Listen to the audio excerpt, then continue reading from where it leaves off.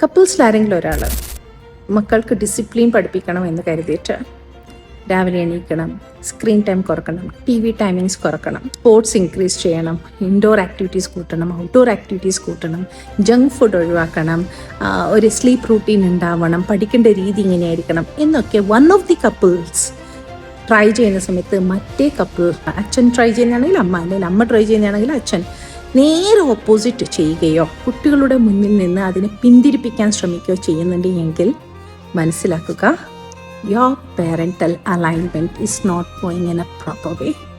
Please do understand this. ഇതിൻ്റെ victims വീണ്ടും മക്കളാണ് ആവാൻ പോകുന്നത്.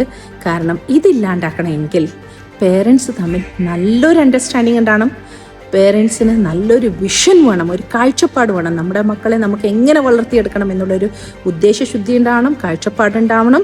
അതിനുവേണ്ടി തമ്മിലെ അണ്ടർസ്റ്റാൻഡിങ് ഉണ്ടാവണം, റെസ്പെക്ട്ഫുള്ളി ബിഹേവ് ചെയ്യണം, തമ്മിലുള്ള ഈഗോ മാറ്റണം. എന്നിട്ട് കൈ കോർത്തുകൊണ്ട് രണ്ടുപേരും ഒറ്റക്കെട്ടായിട്ട് മക്കൾക്ക് വേണ്ടിയിട്ട് പ്രവർത്തിക്കണം.